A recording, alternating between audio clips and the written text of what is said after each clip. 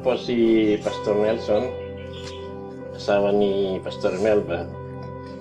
At yan po ang ginamit ng Panginoon para pagpangit po sa El Shalom.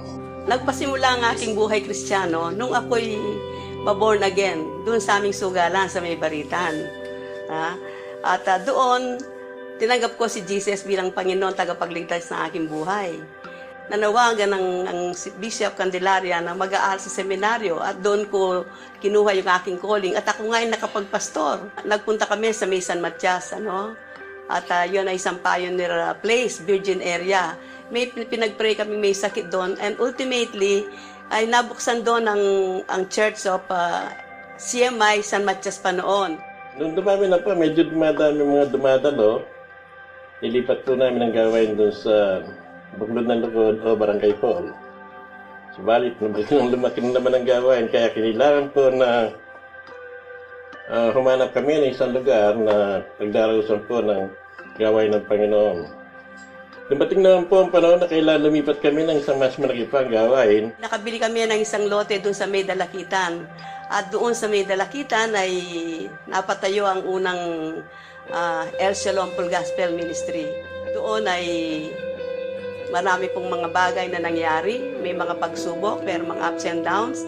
Subalit, napagtagumpayan po namin lahat yon sapagkat alam ko ang anumang pinasimulan ng Panginoon, ito po ay walang sino mang makapagsasara, bagkus ito'y nagpapatuloy. Ang ating pong church sa Dalakitan San Matias noong 2010, ito po ay lumago ng lumago, pero noong taong 2010, ito po ay nasunog. Kala po namin yun na ang pinakamalaking dagok at baka hindi na matuloy ang gawain.